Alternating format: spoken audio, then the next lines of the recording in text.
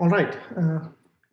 I thank everybody for attending this session. And I'm not an expert again. I just put together some of the slides, whatever knowledge I have gained over the period of last few years into this industry. I'm just sharing it with you.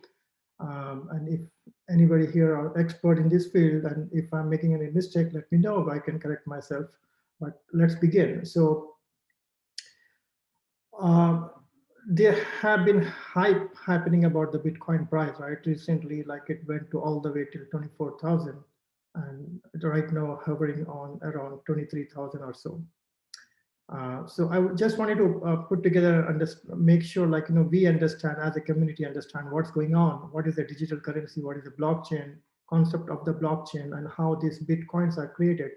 We know whenever there is a money printed, whether it's a US dollar or anywhere in the any world, any currency is printed, we know it's coming from the government. But most of the people don't know where the cryptocurrency is coming from, like who is controlling it, who is printing those, and how the numbers are going, and who is the central authority of those. So today's session, we are going to learn something on those lines, inshallah. So with that, I would like to first introduce myself. My name is Mohammed Azam, and I'm been into the IT industry for the last 18 years. And by professional, I'm a solution architect. I also run company Alpha Infotech Solution, which provides the web, mobile, and blockchain solutions. And also, as a hobby and as a part-timer, I run my own mining farm. And I'm into the blockchain industry for the last 6 years.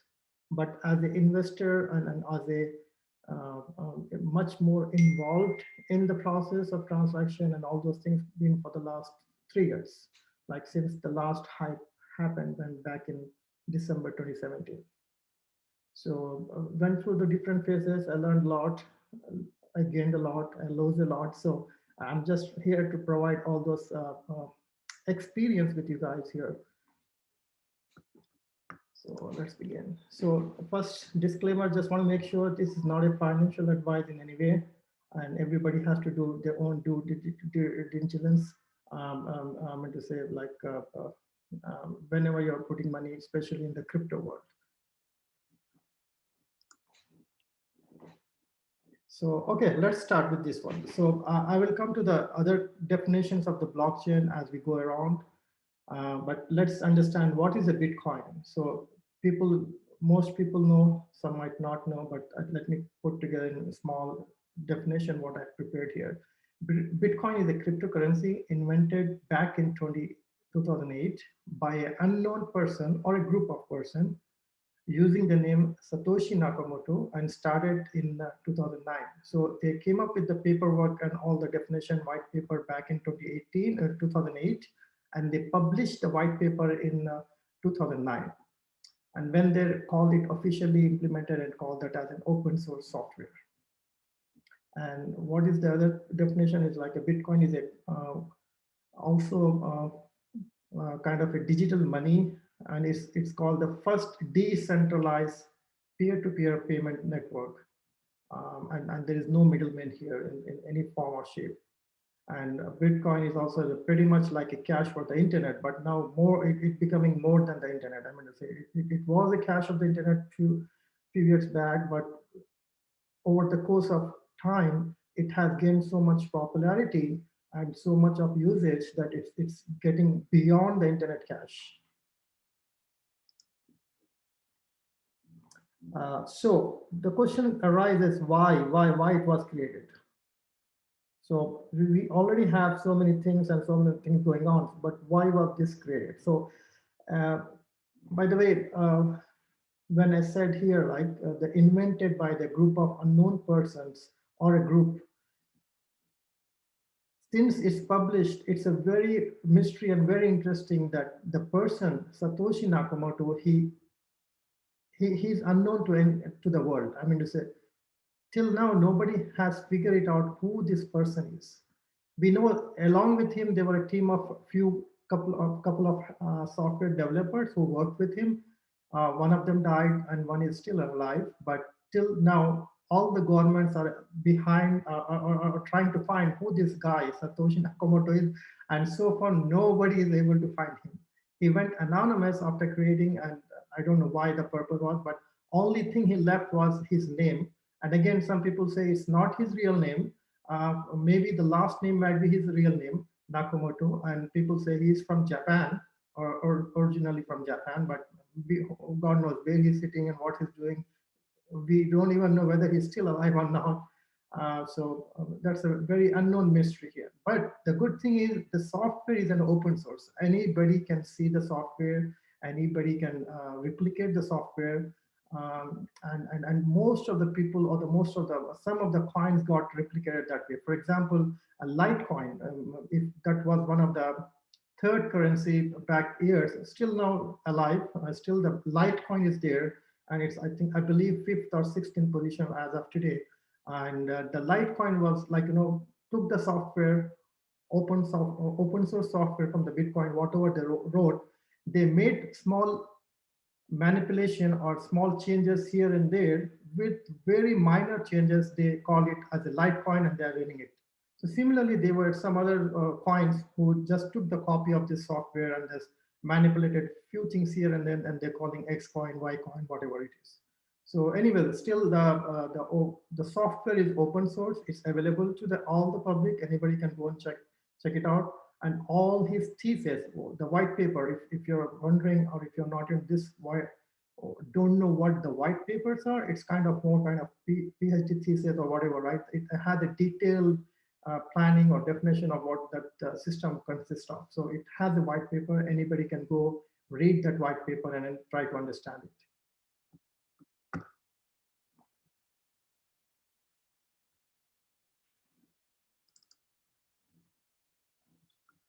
All right.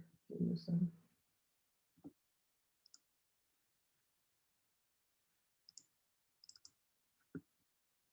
Okay, so the other question I had was why it was created, right? So according to Satoshi Nakamoto, when he wrote the paper, so I just grabbed some of the highlight. So it has more than this, but I just try to highlight the things which are very important and what he believes. So Satoshi Nakamoto wanted to create a trustless cash system. So in a minute, we'll try to understand what is this trustless cash system. And again, his vision was to disrupt the banking system because he did not believe in the banking system. This was created especially after the 2008 crisis, where the bank went down, and then after that, the bank started printing, or not the bank, but the government started printing the money and trying to help the banks with no reason. I mean, it's a left and right, with just like that. So, which caused a lot of inflation, and also the banking system around the world is not stable or something like that. So so we will also learn in a second, like, in next slide or so, we will try to understand the banking system and why it's not like, trustworthy. And the other one of the key reason or main reason was to have a peer-to-peer electronic cash system. So here, let me take an example here. When you try to wire the money from one country to another country, it takes few days, right? It has a high fees, still $15, $25, $30, or sometimes even free based on what kind of account you have with your bank. It might be free, but hardly I know any bank which provide, but still, let's assume. But when you send the money from today, it takes roughly about 3 business days to reach that. So where is that money in that 3 days? Who is utilizing that? We know it's in our bank and we know it has not reached the other bank, but we know it has been taken out of our account that the instant you sign or you press the button submit. So where is that money 3 days, right? So banks is misusing that, or not misusing, I would say taking advantage of that. So it's your money, but somebody else is playing a profit on top of that.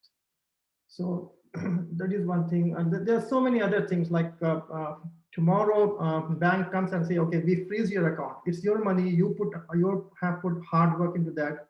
Due to some reason, it could be any reason. I don't want to go further, but I have known the people because of simply suspect or whatever, the bank was totally freeze. The accounts were freeze. They were not able to run, and literally they were begging the money, begging for the people or friends to, for the daily sustenance. And what was the reason? Just a suspect for XYZ reason. And it's all your money, but bank controls it. And also, if you try to take out the cash with the ATM, it has a limit. Why there is a limit if it is your money, right? And there are so many if you keep counting, right? So it's, and also the loan and all those systems. So a lot of the people, including myself, don't like the banking system at all. And that's why we are here in crypto space, especially with this peer-to-peer electronics cash system, to avoid those trustless things like happening in the banks. Like they control everything for your money, even though it's your money, so-called your money, but still they control it.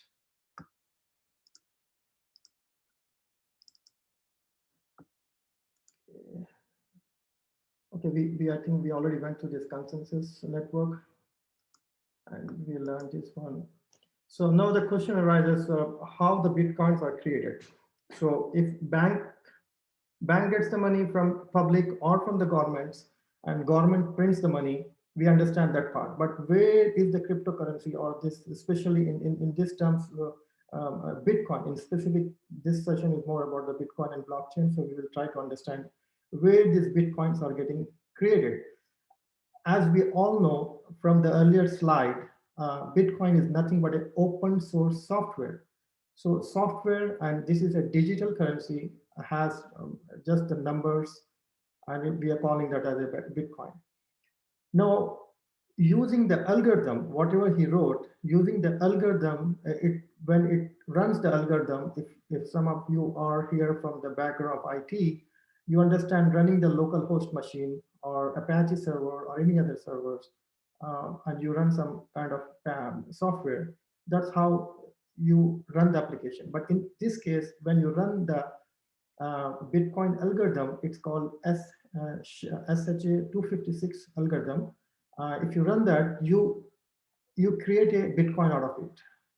So Bitcoin are created as a reward. It's not anything which is like when you say A plus B equal to C, it's not generating your money. It's like a process. There is a process happening. And when that process complete, so the system or the algorithm will reward you the Bitcoin as a kind of token, or as a kind of appreciation, or as a kind of rewarding to that. That is called mining. So in today's world, the Bitcoin mining or crypto mining or whatever mining is, besides the gold mining, whatever the crypto space mining is nothing but when the algorithm runs, and when the algorithm runs and it provides a successful block or successful result out of it. In For that successful result, the system or the applications provide you a Bitcoin as a reward for you. That's how the Bitcoin is created. It's not created out of the thin space. It's not like when you write a algorithm called A plus B equal to C, it's not created like that way. So in a minute, in the next slide, we will try to understand how the process of mining works. And that's where the Bitcoin blockchain will come into the picture. So let's learn about the blockchain here. So we have been hearing a lot recently with the blockchain, right? Everything getting all the big industries are getting involved in the blockchain technology. They are moving everything from whatever the old system into the blockchain. So in a minute you will try to understand this and see why they are. So let's see the definition what I have put together here. The Bitcoin blockchain is a public ledger that records Bitcoin transactions. It is implemented as a chain of block.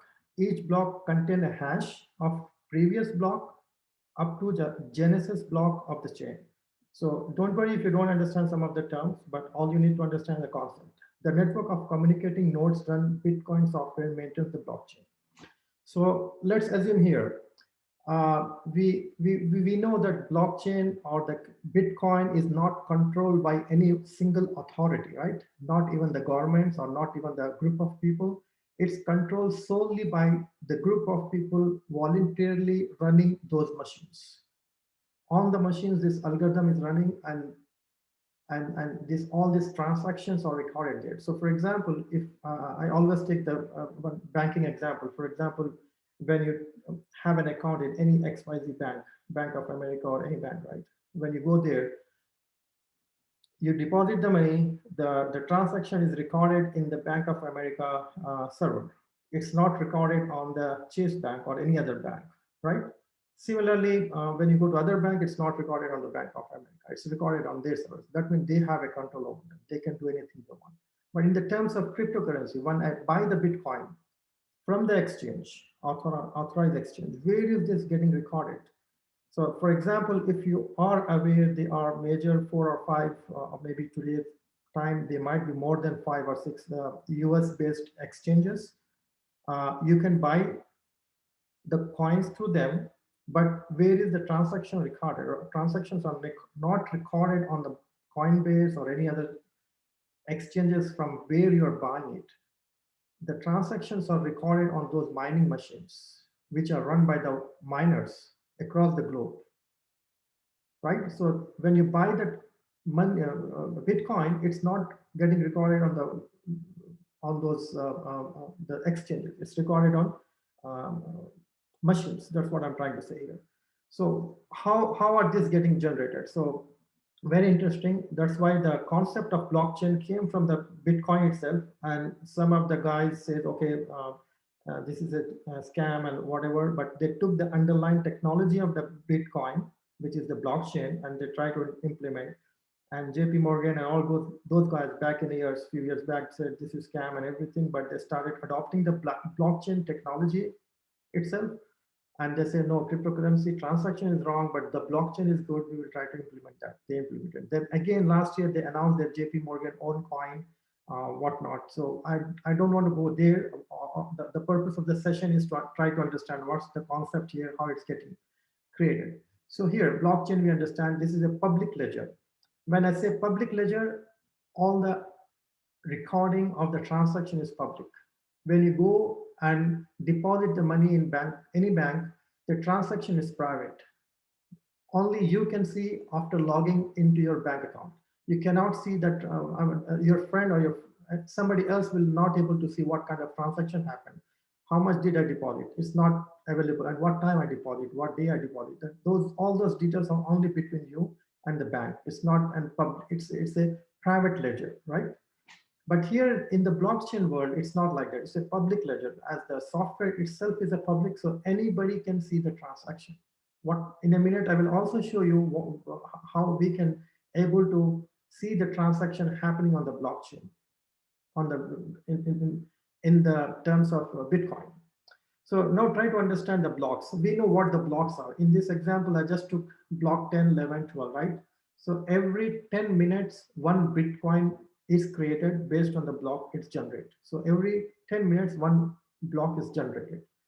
So how and what the blockchain is, what is the block about? So let's take an example of block 11 here, right? In block 11, what's happening is it takes the input of the previous hash. I'm not going to go in detail about cryptography and all those things. We will try to understand the high level. So in block 11, in one of the blocks, it takes the previous hash. What is the previous hash? Whatever has been done in block 10, it combines together and form one special number. And that special number is unique and it is provided to block 11. So block 11 now has the unique ID of the block 10. And then all these things, transaction 0, TX stands for transaction 0, transaction 1, transaction 2, and 3. So in a single block, there can be tens, hundreds, and thousands of transactions together can go in, fit in. So in this example, there are four transactions. I'm taking it. Transaction 0, 1, 2, and 3. And those transactions, let's say transaction 1 is all about Azam. Okay, Azam got some coins from here. Next transaction is somebody selling the coin. Some next transaction is somebody else buying more coins. Fourth transaction is something about somebody withdrawing it. So this is all the transactions here. All those getting recorded in hash block.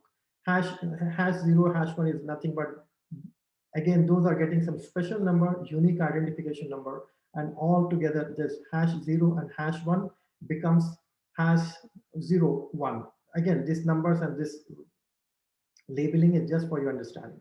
So this is again converted into special number, comes here, and then all the transaction will come into the transaction root for the block 11. So block 11 will have all the transaction of this recorded in this number. And there is a concept called nonce. This is a very special number. This allows nonce is allows to prevent the hackers or anybody to get inside and try to break that one. So this has the special number here. So all this is about cryptography. So if you want to learn more in detail about the blockchain and cryptography, then you need to understand the algorithm and all those things. So again, I'm not going in detail here. I'm just trying to understand the high level.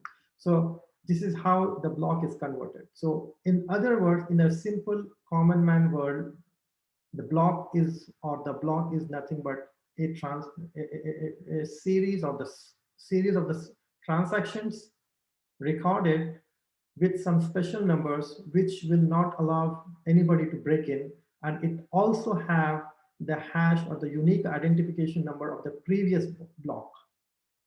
So those blocks combined together is called blockchain, right? So now let's take an example here. If anybody is from the SQL or MySQL or database, they can understand very clearly. If I have a database, as a database administrator, I can log in to the database and I can change the numbers. If I have a username password, I can go to any database and manipulate that. Same goes with, like, let's assume I have an account. I hacked into the Bank of America account. So I say, okay, Azam is here. His account is here. The balance is showing this much. I can quickly change the numbers from X to Z and it's done. Nobody has seen that and I'm done. The next day I slowly take out the money.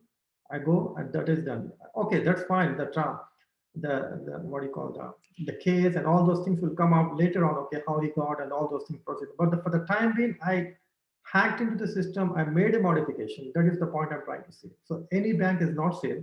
Obviously, everybody knows that, and things can be corrupted in the database.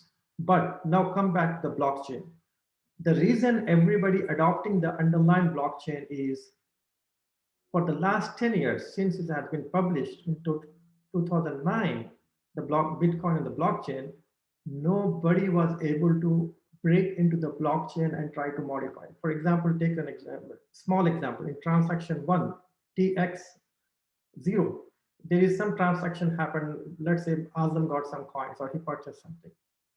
I purchased one coin, right? But I want to go and change it. As a hacker, I will try to go and change that 1 into 100. In order to do that, I have to get into this one, nonce, the unique number, which is very hard to find. Even let's assume he found the number, then it's very hard to go and drill in reverse engineering back to the transaction 0, because this is a special number again, and this is a special number again. Even let's assume with the supercomputer, I was able to reverse engineering back to this one, right? I will change it here. Then when I save this, it will error out because you need to have the previous hash number here. So what was the previous hash of the block? So you have to go back this one, try to find all those things. So similarly, you have to keep going back and back until you reach to the block 0. But as of today, we have millions of blocks already created. So for anybody to come and corrupt the data for block 11, or in matter of fact, any block, they have to go all the way to the Genesis block. Genesis block is nothing but the first block, the first block which was created. If you were in the block 2, it was easy to manipulate block 2 and 1. But if you go to block 3, little harder, 3, 2, and 1 you have to manipulate. Similarly, if you keep going on, the more the blocks created, the more harder it becomes. And even the supercomputer of today's cannot break into that. They are still working on that. Google said they got it maybe in the next couple of years. But by that time, the more block gets created, the more difficult it becomes. Anyway, the bottom line, for the last 10 years, nobody were able to hack into this one and break any of the block. That's why it's very secure and has been proven. And now all the industries are getting involved here. Walmart, you pick anybody, everybody is converting their systems into the blockchain. So to give you one application example here, I will take the Walmart's example. Let's talk about Walmart here. So, for example, if you get a vegetable or let's take an example of the egg or chicken. Let's take an example of chicken. If you buy a chicken in Walmart, now using the blockchain technology, they are recording all the information like where the chick was born, where the egg was hatched, what was the period of the hatching hash egg, and how many days the chicken was alive, and where it was that slaughtered, and what was the feature of that, and after slaughtering from there, where it went to which vendor, and then from the vendor where it get involved in the warehouse, all those things are recorded. So if as of today in China, they are already implemented that and they are working on it. If you go and pick anything from the market and try to the scan the QR code, you can able to tell exactly how many days the chicken was alive, when it was slaughtered, how fresh it is, what was fed to them, whatever the information is. So they are recording using the blockchain. That is one of the application example I provided, but there are so many other examples or applications which can be treated. For example, there is universities. Now the universities are coming and trying to record, okay, this person was graduated and got a degree, so and so year, so much. So all those things is getting recorded. So now all those things, application getting into the blockchain becomes very, very hard for anybody to go inside and try to break it. If it was not a blockchain and it was on the regular database, anybody with the database access can go and change it. Let's say on the university, I have a master's degree. Anybody can go there and replace it with a bachelor's degree, or instead of some grade, change the GPA grades, whatever, right? So those were possible. I'm not saying that's easily happening. It can happen, but in the blockchain, it's impossible. Nobody has done so far or break into that. So all the revolution happening around the blockchain, this is what it is happening because of this blockchain, because nobody is able to break into that. And still America is working on that. They are working on some Walmart started, Costco is coming, and FedEx is already into that. So many other people are applying on the different application, but China is far ahead, and they have already things where you can go scan and try to figure out all those details. So that's the special about this blockchain. And who brought the blockchain? That was brought by the Bitcoin. The underlying technology of Bitcoin is the blockchain. So now people try to avoid the blockchain and just taking the blockchain underlying technology, which is fine as well. But still, I mean, say in terms of cryptocurrency, that's how it is working. So before I move forward, any question on this blockchain? You can unmute yourself and ask me if you have anything here to ask. Okay. Sorry. I asked who. Yeah, we can hear you. Go ahead. What's your question? The software, who maintains the software? I think I could not hear you. Are you asking, do we need to pay for the software? No, who is maintaining the software? Who owns? Who's the owner? Okay, who owns it? That's a good question again. So if you go back to my previous slides, I told it's an open source, and everybody knows, at least in the IT field, knows what is the open source. When we say it's an open source, it means the code is open for anybody to go and manipulate. So the code is already out there. So anybody can take a look to the code. But can I able to modify the code? Obviously not. You cannot modify. You can copy the code, come up with your own server, and maintain those code on your server. You cannot on the Bitcoin network, you cannot change the code. So who maintains it? They are blockchain developers, a volunteer team already there. They maintain the code. If there is anything, any patch or anything they need to do, they can able to, only those developers can able to do that. But in the recent last 10 years, hardly there were any patches or anything, but only I believe in 2018, there was a small patch and space which they wanted to update, and they were able to do that. But this is how it is. So nobody owns it, but there is a team of Bitcoin developers who maintains the code. And the question can also, can I go as a developer? Yes, if you are key enough and if you want to contribute to the further, you can go talk to the team and team will maybe interview if they are still looking for more developers. If not, you might not get a chance. I hope I answered your question.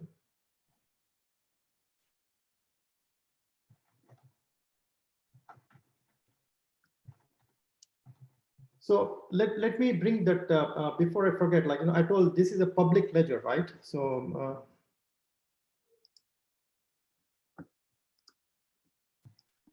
let me bring you. Can you able to see the screen here? Yes. Okay, cool. So blockchain, right? And then say blockchain is a public ledger. So there are so many public websites, but the most famous is blockchain.com. If you type in there and try to go and check it out, you can see here. Remember I told every 10 minutes a block is created. So see here, the difference is every 10 minutes one block is getting created. So let's dig into that. Let's try to see what's happening in this block, right? So I click at the block. So here you see the hash. So it's not an easy hash. It's a combination of alphanumeric. Okay, very hard to find. And here it says confirmation, like how many machines has confirmed that. Let's not go into detail. Timestamp, miners, it will not say which miners. And here, see, remember I told you it could be tens, hundreds, and thousands of transactions in one block. So in this particular block, which is block number 662235, there are 2,237 transactions being recorded there.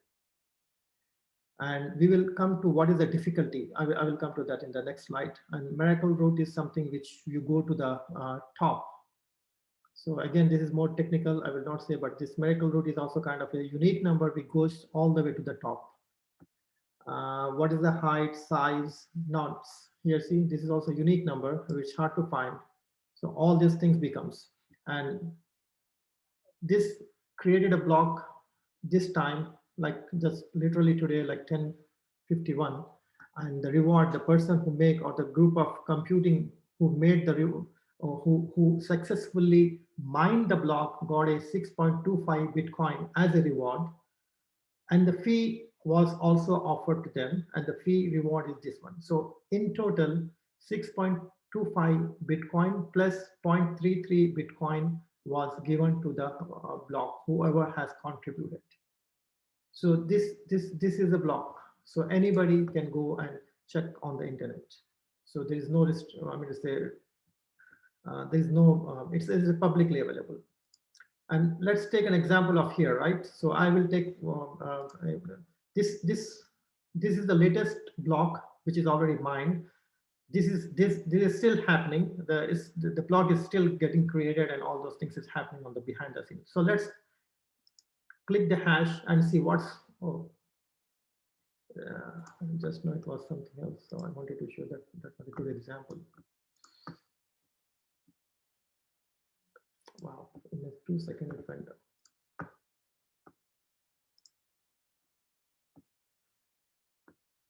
Maybe this one. There was more than one transaction which I wanted to show you. Yeah, I think it just left. Anyways, once I click the things happening, I can see the here, right? See, what's happening here is this is the address. This is the address of a wallet. This is a Bitcoin address. So in other words, in a common language, it's called a bank account number. Okay. So this is going from this and going into this account. How much is going? This is what it is going. 0.005 Bitcoin and so on and so forth. The details are here. The fees is this much. All the details are there. So, but can I able to find out which for this address who belongs? I mean, who is the owner of this address? I can't get to that. That's how the it's anonymous. So you cannot find where this address unless you know the address. You only then you can able to trace it down to that person. But since the blockchain concept itself is an open source, anybody can see the ledger. Anybody can watch how many Bitcoins are moving from one wallet to another wallet. Who is sending all those things can be monitored. This is how people or the news media finds out when they say we have a oversold of the Bitcoins, when they say it's a undersold, undersell of the Bitcoins, all this time based on this data available. So you can easily find out. I mean, I think I have also seen, like, for example, here, see, there are 5 Bitcoin transactions happen on this hash, which worth of this money amount. Similarly, you can see thousands, sometimes hundreds of Bitcoin, but most of the time you will see only the fractions. But sometimes you see somebody might have moved their coins or sold their coins from their wallet into the exchange. So this is how the very interesting. I mean to say, I don't think any bank would provide this detailed transactions happening, right? But here we go. We still don't know. And the beauty about this crypto space is, especially with the blockchain and Bitcoin mining, is nobody controls it. So nobody is controlling waste and this. Everything is controlled by those small machines which V miner runs. So we will come in detail about that. So I hope I have cleared on the blockchain and how the public ledger and all those things. So we will move on to the other interesting concept here called halving.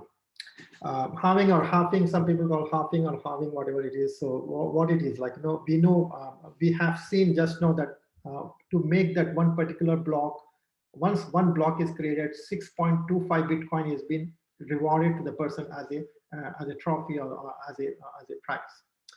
Who came with that? You can ask me, like, why 6.25? Why not 10 coins? Why not 100 coins? Right? So our guy, Satoshi Nakamoto, the one who wrote the algorithm, he decided that. He said, okay, when the publish and when in 2009 when the mining started, he said, okay, if one block is created, I'm going to reward 50 Bitcoins. So, and there is a limitation. There's only 21 million Bitcoin you can mine. After that, there are no mine. For example, you can print dollar as much as government wants, or you can print, any government can print as much as currency they want and try to fool people and make more inflation on whatever. But again, Bitcoin is very limited. It is a finite. It cannot be mined more than 21 million. Gold, people analyze with the gold and try to make it, but gold, yes, even the gold is uncertain. I mean to say, as long as they keep finding the mine, the gold can be, more or less. But for the Bitcoin is the only thing which is finite. It has a very finite 21 million. And out of 21 million, as of today, 18 millions have already been generated. We are only 18 millions are already generated. So anyways, the thing I'm trying to say is, in 2009, when they started mining on the computers, the algorithm says it will reward 50 coins for each block. So that means for every 10 minutes, somebody was getting 50 Bitcoins. And then in the algorithm, he said, okay, every 4 years, I will half to that. So 50 coins, and after 4 years, the algorithm says algorithm is already there. You cannot change the algorithm, right? So algorithm says, okay, after 4 years, instead of 50, I will give 25 coins. So in 2012, whoever were mining, they started getting only 25 coins. And then after 2016, it says 12.5 Bitcoin for each block. So I was somewhere in between 2017. So I have mined this one here already, right? So I started working in this one just for your information. But anyways, in 2016, it says 12.5 for every block gets generated, we will get. Recently, in May of 2020, again, after the 4 years, it got 6.25. And again, in 2024, it's going to get much, 50% of this, 3.12, whatever. So it will keep going on till the last coin to mine will be, according to the expert, it's 2140, year 2140, where the last Bitcoin will be mined. Since we are going further down and down, less and less. This is called the halving, and this is what the algorithm says. Nobody can change it. This is how it works. So if people started coming into the mining, they will only get this one. But the people who have already mined earlier, they were the biggest. So similarly, we are today here, but 4 years, 8 years, 12 years down the line, people will say, wow, they were getting 6.25. We are only getting one Bitcoin to just mine one block. And again, that one block is not mined by one machine. It's like hundreds and literally thousands of machines trying to mine that one, trying to build that one big blockchain. I'm going to cover in 1 minute here. So anyways, so that's what, like, we were surprised. Wow, 10 coins. Just imagine if I can mine one block, I could have received 50 coins, and that could have set my life for now based on the value I have, right? So similarly, down the line, if you see it for 8-10 years, then those people will realize, wow, these guys have an opportunity of doing that, but did not took the advantage of that, right? So here it is. So I put it in a small section here just to analyze that, like, 50 Bitcoins, 29, 25, and 6.25 Bitcoin here. And this is what, according to the data, we are here currently getting 6.25. And in 2024, again, that instead of 6.25, the coins will be lessen, and it will get only 3.125 coins. And again, in 2028, it will go further, so on and so forth. Like I said, it will take 2140 year number 2140. I don't know how they will call it. 2140. That's how the last block will be created. So that's enough about technical things. So show me how I can make the money. That's the question all we have. So for the people who already know or knew about this, they know what's the blockchain, what is the mining reward, what is the halving, and how you can create. So let's now try to understand what you need in order to mine yourself. You don't need the government, or you don't have to be the government in order to generate Bitcoin. You can do it in your own home garage, right? Which I have started with. Here. So what are the things you need in order to start mining those coins? So we need two things, hardware and software. And software, we obviously know it's an algorithm already publicly available, and the algorithm name is called SHA-256. SHA-256, that's what we call it, right? And what kind of hardware do you need? You need the regular computer, or who can tell me what's in the middle? Can anybody let me try to understand if anybody has some knowledge on what's in the middle, the image in the middle.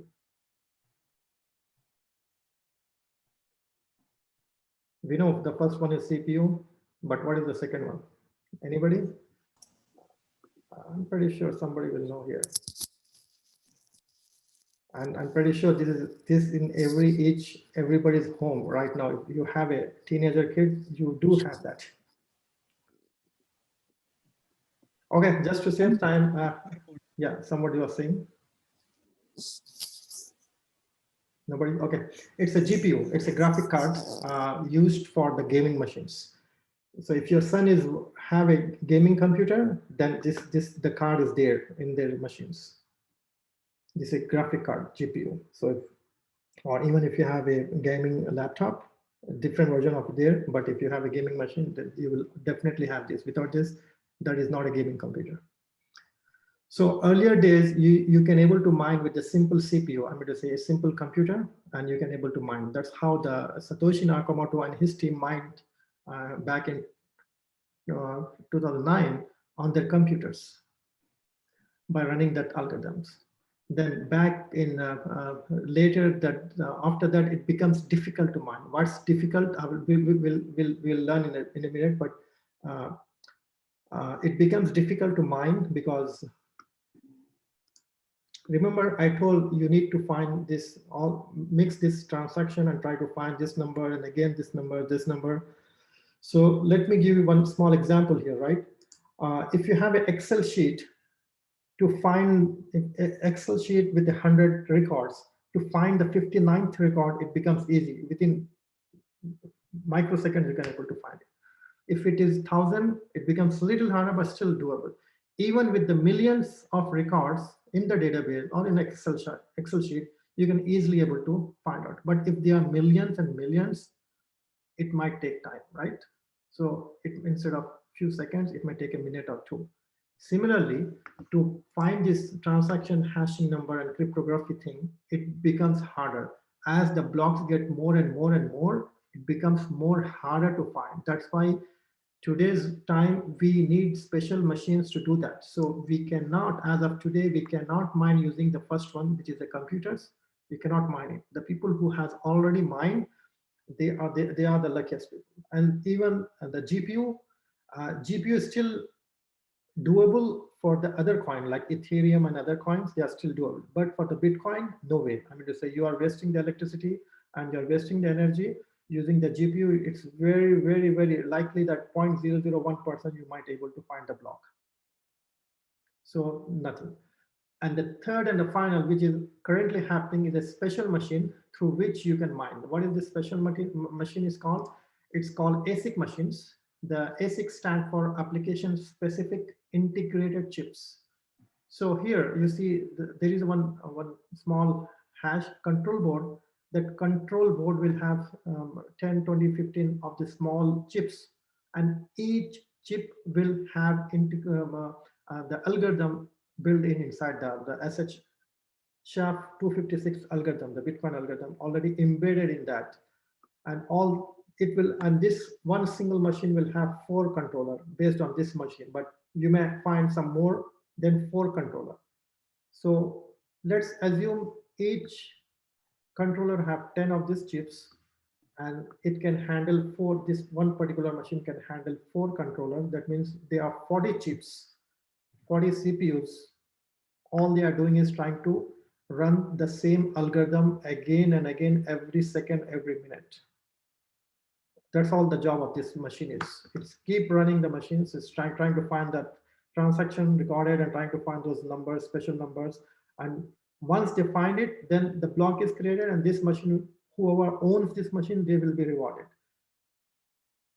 Right. So once again, the machines, the name is called ASIC machines. It's ASIC stand for application specific integrated circuit. So you will get ASIC machine for Bitcoin. You can also get the ASIC machine for the Litecoin, other coins. But most popularly, the ASIC machine is referred to as a Bitcoin. So this is how the machine look like typically. So on the data warehouse, this is how the setup happens. So it has one machine. All it needs is 2 things. One is the power supply, and other is the Ethernet internet connection. That's all. And the rest you can control via your control using the configuration. You can log into the machine, log into this miner, and control everything. Like, you can say, okay, after if I get mined, what is the address of my wallet, the Bitcoin wallet to be sent. So that's how it will be sent to. So this is how the typical data warehouse looks like for the bit miners. Especially, it's not the equivalent of what the data centers we got currently, like running the computers. Just little different. Now let's try to understand the concept of mining pool, right? So what is a mining pool? So for example, if I have one single machine, I have very limited power, right? Whatever the power of this machine. So remember I told you earlier, we can easily able to mine using the computers, but then the graphics, now this special ASIC machines. So even with a single ASIC machine, you cannot find the block. Again, with the single machine, you are highly unlikely to find a block like maybe like 1%. So 99% that you might not able to find the block. That means if I try one whole year, if I mine one block, then I'm lucky enough to get 6.25 Bitcoin. But let's say if I find, okay, but if I don't find, then one whole year I waste running this machine and paying for the electricity. And by the way, the consumption of this machine is quite high. As of today, these machines cannot be run on in your homes. You need special power supply for this. You need the one, maybe if you have it in your, I'm pretty sure everybody has a washer and dryer. For the dryer, you need 240 volts special circuit, right? Remember?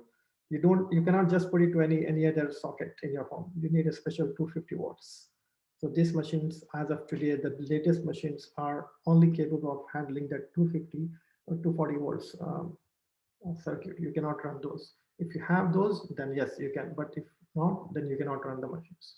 So anyway, the point here I was trying to say is, even with the one single machine, it's 99% chance that you are not able to find the block. So then why, what's the purpose? So now what happened is all the developers came together and they say, okay, we are going to mine a pool. So what is pool? Let's try to understand the definition. Bitcoin mining pool are the simple practice of pulling the processing power of several computers to solve Bitcoin transaction block. So this is actually a laptop, but let's consider that as this machine.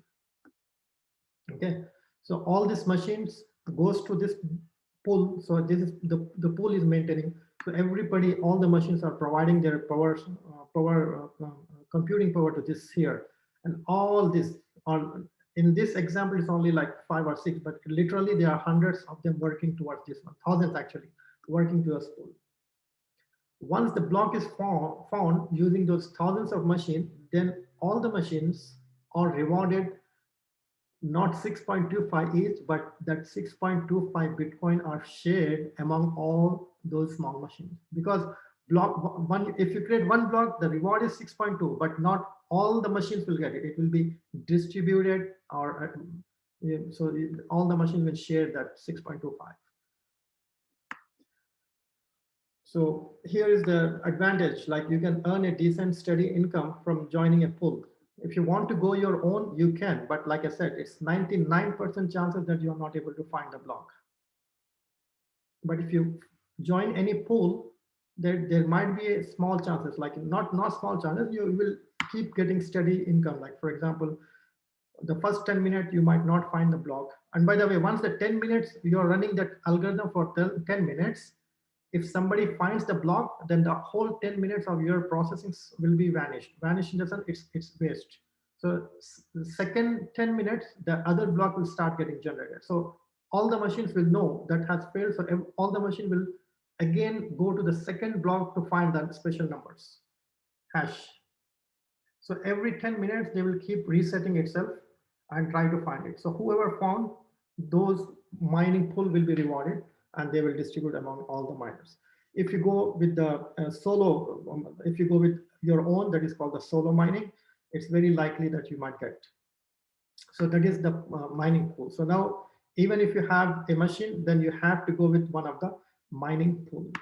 So let's understand what is mining pool here. So as of today, this many mining pools are available in the world.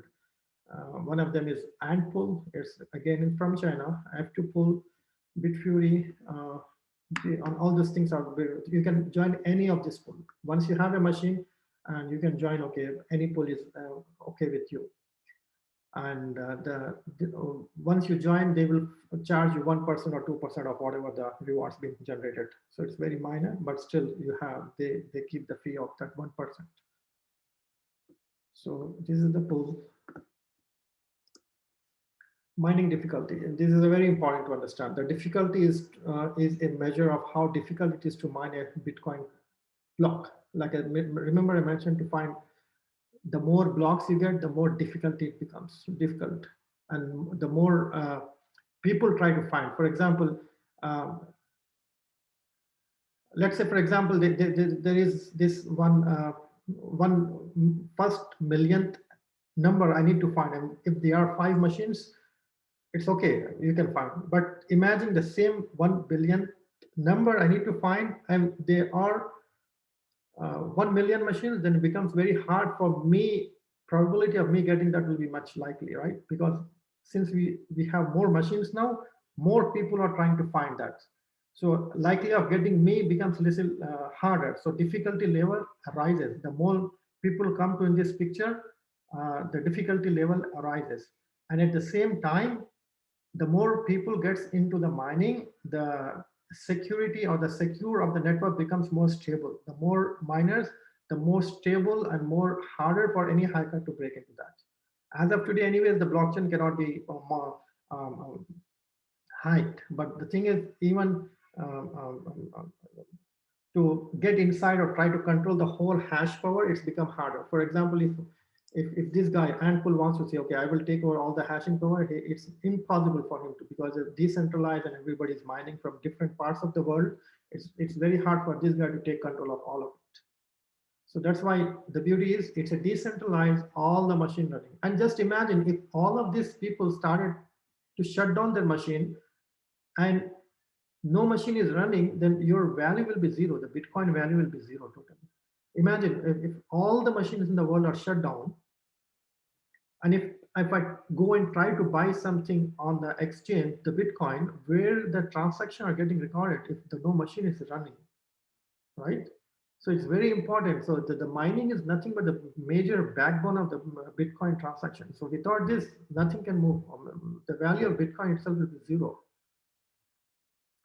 And as of today, we have not seen anybody going down. I mean, so once you start mining, nobody will stop. I will show you. So anyway, this is the difficulty level, which I thought this is a definition. And let me show you again on the blockchain. If you go to the blockchain.com, I believe in the market. Let me check. Explore.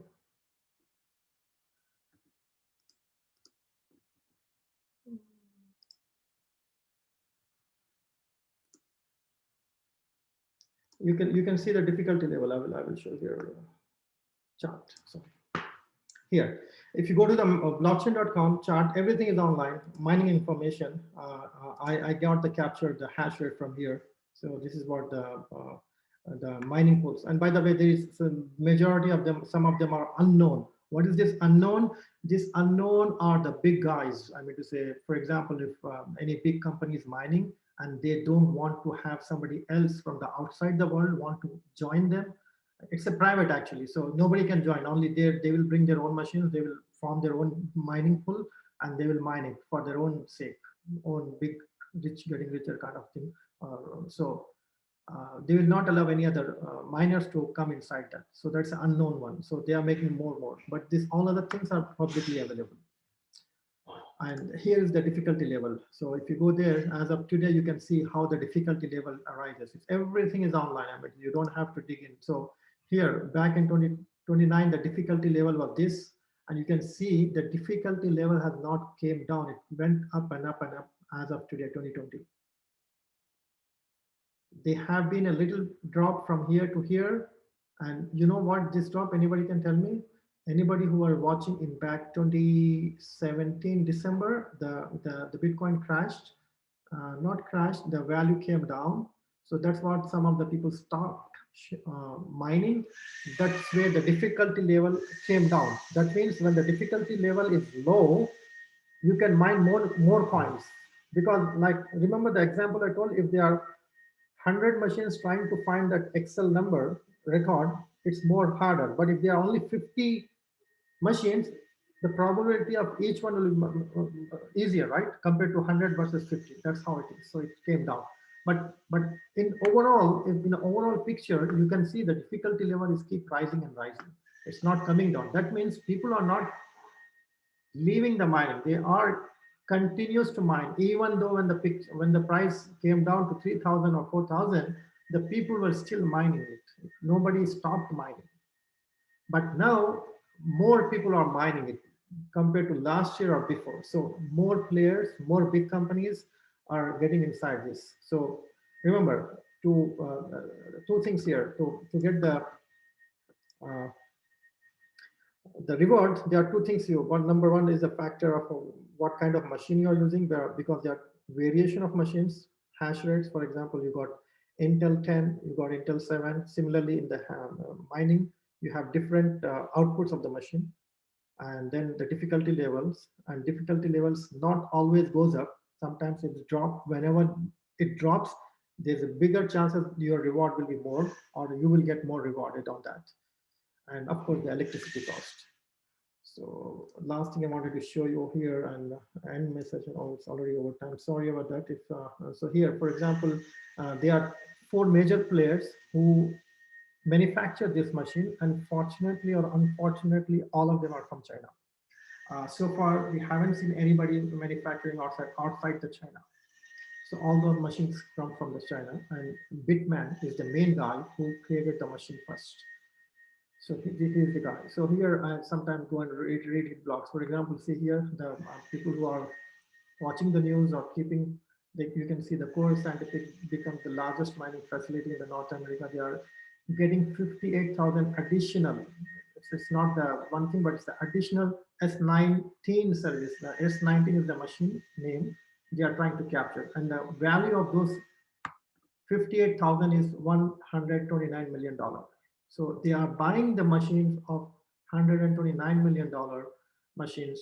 And when they will be delivered, it will be delivered from now till September 21st. It's not like instant, okay, we have a stock over here, you go take it. So demand is so much, the supply is already cutting off. So it's very hard to find even the machine available today. So imagine I'm paying, and these guys want everything upfront. Bitcoin want all the money upfront to be paid.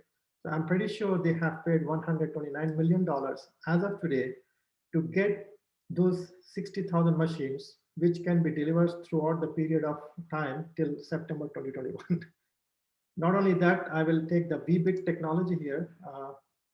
Same thing here. I think they are adding 3,000 extra machines, and they will be delivered from now on till August only.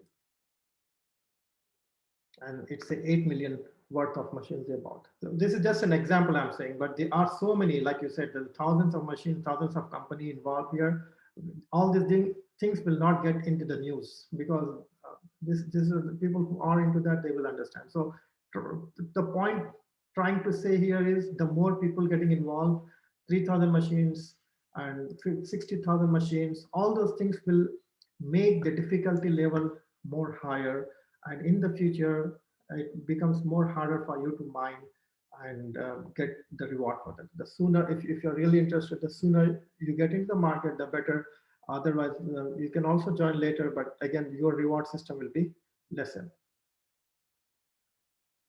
So with that, I think I will conclude my topic here. And if you have any questions, you can you ask on technical side. If not, after this, I have a couple of more slides to try to understand if anybody is like interested in involved in my with my mining firm. Like I will come to a minute. So let me clarify anybody who with the technical questions here.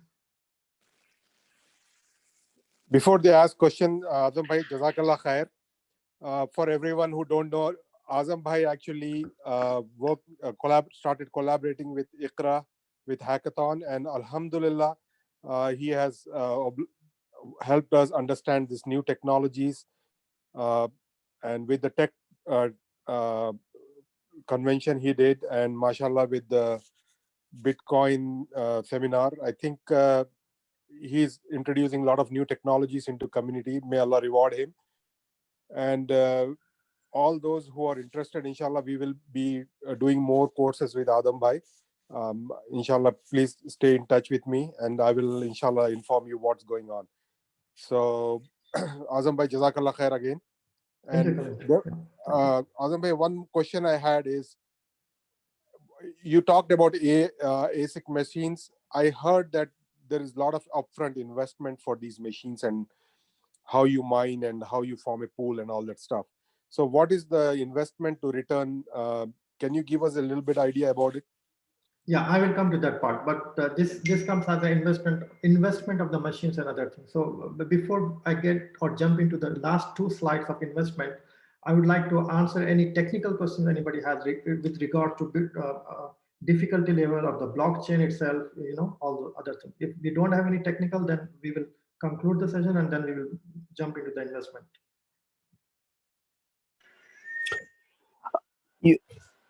You mentioned about every 10 minutes there is a reset. So yes. If this is a reset for all the machines in the pool or all the machines worldwide? See, for example, let's assume for the sake of small example, we have millions of machines running, right? But we have only finite number of blocks, I mean to say mining pools. So let's talk about this one, right? All, I don't know the number, 15, 20, whatever the pools we have. Each pool will literally have thousands of machines, and some might have hundreds, some might have millions, whatever.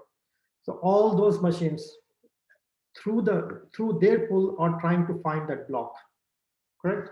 So they are trying to find, let's assume this block. So every machine in the world is trying to find work on this block number, this one. But after 10 minutes, let's assume that the block is been found, or that is found by the BTC.com, right? This miner here. What will happen? This pool will get the reward of 6.25 Bitcoin, and all the pools for the last 10 minutes working to find that particular block are done. Now, once the block is found, it will broadcast to everybody saying, okay, I found the block, it's done. So everybody, all the machines will say, okay, so let's stop working on this block. Everybody will move on to the next block. So now all the machines will convert their energy, computing energy, towards this block. Is that answer the question?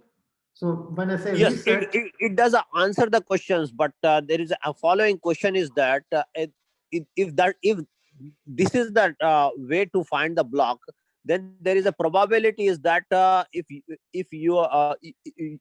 there is a pool, and the pool may not be able to find the block for like next 5 years, because it's what I feel here is that it's a stroke of luck, stroke of luck, I would say. Is that right? yes and no. Stroke of luck. It's a luck based on how, and by the way, you can also ask the other much other way of asking, like, the question could be this one. See, for example, who controls it? The Antpool, this guy here. By the way, Antpool belongs to the Bitman, the machine, the #1 machine manufacturer. He owns this one. So the 14, or let's say around it, 15% of the mining goes to this guy. So you may ask, Azam, what's chances that this guy, EB or whatever he has only 0.2% in the pool. What's the chance of this guy going to get a block compared to this one? But you see, the computing power of this guy and pool is so much, 15% compared to 0.2. But the chances of this guy mining versus this guy mining is equal. It's not about how much. It's about combination. It's just it's very hard to explain here, and I think until and unless you know some cryptography algorithm and things, but just to make a basic thing, the pull and pull chances to find a Bitcoin block, and this guy trying to find the block is equal. Both of them are equal. So it's not like I might not able to find. So it's like it's a random. It's keep going on. That's why people join the pool. That way, the reward is shared. Assalamu alaikum. I have a follow-up question. So everything that you have shared so far is based on Bitcoin mining, right? But there are parallel minings for other coins that are available in the market. So I'm assuming the level of difficulty on those is relatively the same, or is it different? Good question. Yes, I think everybody, the difficulty level always goes with the number of the miners. So Ethereum difficulty level has in the last year has grown so much that it become very hard even with the GPU to mine. So now the new generation ASIC machines are coming not coming. In fact, they are already in the market for the Ethereum. But Ethereum is totally different. Now with the Ethereum 2.0, they are trying to eliminate the mining process. They are going to go with they are going to go away from the proof of work to something else. But still, there is 1 or 2 years till Ethereum can be mined. After that, it's a totally different thing. But if you take an example of Litecoin, so I'm going to comment. So Litecoin, right? So even for the Litecoin, the difficulty level has risen. So to be honest, when I started my Litecoins, according to the one machine, that time it used to generate 10 to 12 coins per year. Okay. As of today, you hardly get 3 to 4 coins, Litecoin on one machine. So difficulty level has gone so much. If you have started that time, you would have easily earned like 10 to 12 coins per year. And if you try to jump in now, you are only getting like 4 to 5 Litecoin. So it's not just with the Bitcoin, with every other mining is the same thing. Hardware, proof of work mining, I mean to say.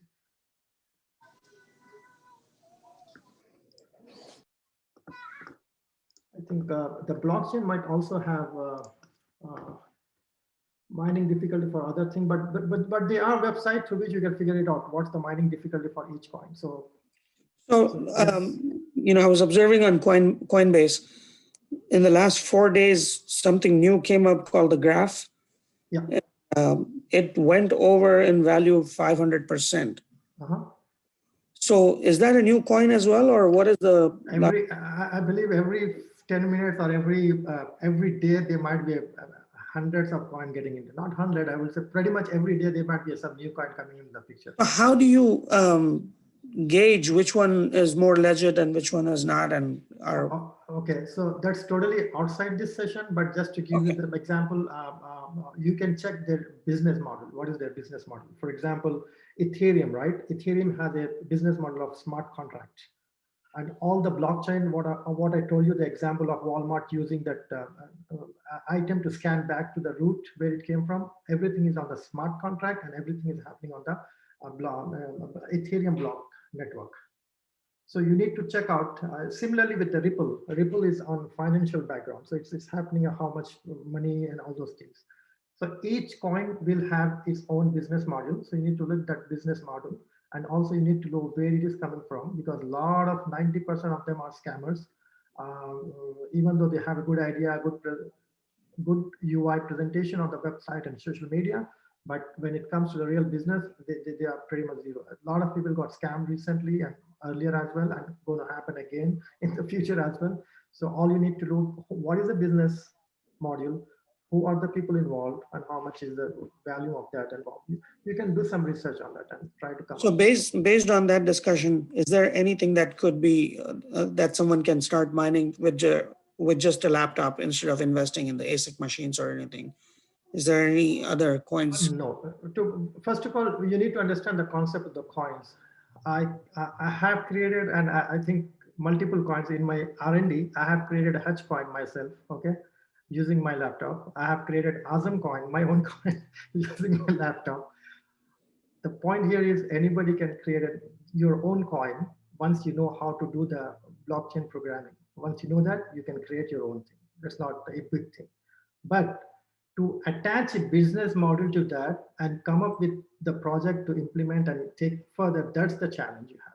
So for example, when it gets listed, it's not easy to get listed in any exchange. Number one, you need to, there are so many stages where you have to go through.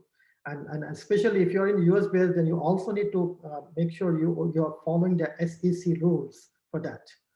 So many things to go along with that. But there is a other Blockstack. This is our brother who did the Mubin Ali. He's a PhD scientist. He took this stage. So he started this coin, Blockstack, and his machine as of today can be mined using the computers. And again, the other thing is not all the coins are mineable. Some of just for example, when I created Hedge coin and Azam coin, I created out of the software. I don't need anything to mine that, right? So similarly, it depends what kind of algorithm you're using. The algorithms are two. One is proof of work. If you're doing proof of work, then it becomes necessary for you to have a software or hardware through which you can mine it. And Ripple is not mineable. For example, since everybody knows Ripple, I can say Ripple is not mineable. It's just coming out of a thin air of software. Ethereum is mineable as of today. Litecoin is. Similarly, all other small coins coming now, I don't think they are mineable. It depends, but I'm pretty sure they are not mineable. So what are some of the websites that you would recommend for me as a beginner to understand and educate myself by constantly following the updates on these websites? Yeah, start with the blockchain.com, and there are a few websites like Cointelegram, CoinDesktop. All those things will lead you to some of the things, and from there you can catch up the train and find more in-depth knowledge of those. By the way, recently Elon Musk just tweeted something, and that coin went up like from 25% just by one sentence, I think. So that's again all goes up and down. I think that's why it's very volatile business here. You need to understand. All he said was this one, today's tweet. Anyways, I don't want to distract this. So yeah, that's what, not all coins are mineable, but there are few, and there are some good. By the way, the block stack here is not, US customers are not eligible, but they are bringing block stack 2.0 January 15th. After that, you are, all the US customers can buy the coins and mine the coins. So you can highly recommend this one, because this is all coming from our brother who did Mubin Ali. So you can study all this stuff. He went quite far, and SEC is the first coin which SEC is accepting and making this as a public. So he followed all those rules. So you can study more on his website and see how you can mine. It has all those detailed information. Imam Yusuf, did you raise your hand? Did I answer your question, or? Yeah, I was planning to ask you a question, but thanks the Sorry. brother who knew the questions that he asked you exactly what I was, Okay. when Okay. yeah. So, but one thing I have concern about the Bitcoins is like, we know like now it's getting high and high and high, like it's almost like 23,000. Mhm. So, and I know a lot of people are investing, but in US, is there any, shop or any, gas station you can use and buy the Bitcoins? There are ATM. Actually, there is one neighbor city from ours where I live. There is ATM machine. I can go there and buy the Bitcoin. So it depends which area you are. So they are, yes, they are Bitcoins getting, in Canada, I have heard about the ATM machines. They are some, it's getting more popular, but with those machines, you can hardly get any. It's not very, it's safe because nobody can break in. But again, those are hard to maintain those. But if you buy through the exchange, it becomes easy and decentralized. So whenever you want to trade back and get the money, flat fiat currency, you can easily do that. But coming to your question, can I buy the Bitcoin from any gas station or so? That is still not in place, but there are specific ATM machines coming up in US. But in Europe and other places, it's very common. I mean, it's very like buying any soft drink or whatever. It's like that in other countries, European countries. But in US, they are catching up. They are coming up with that. So, as you know, the PayPal also they now, accepted the and all other coins. So, which one is best to invest? Because some of the people they don't want to deal with all the, the the machine and mining, but maybe they want to invest.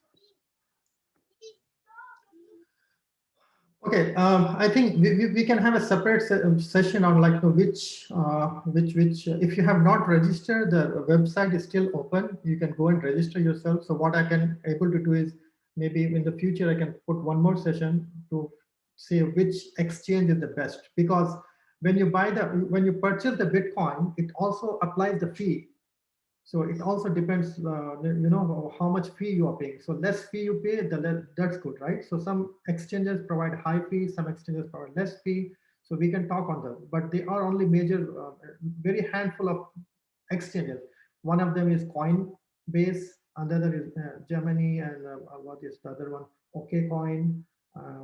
There are only few through which you can go. But out of those, which one is the best? Obviously we need to study a little bit and try to figure out how much fee they are charging. That's very important. Robinhood is one of them.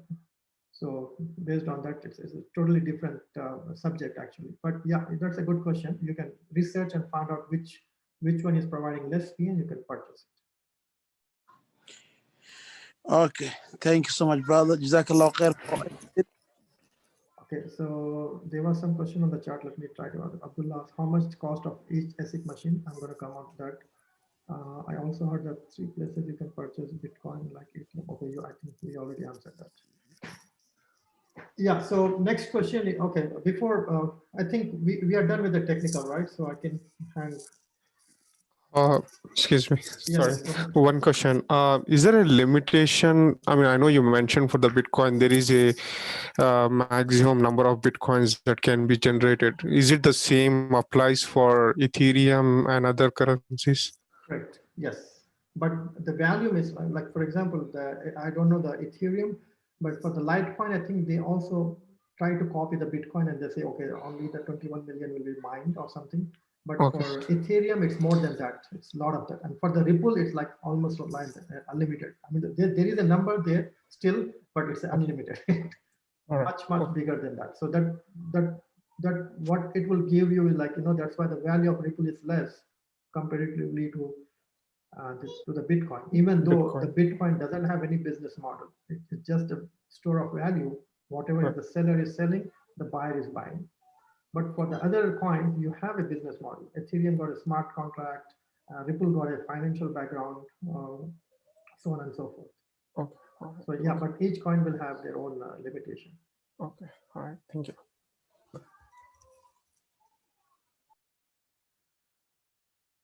All right, so I think with this, I will end the technical session here.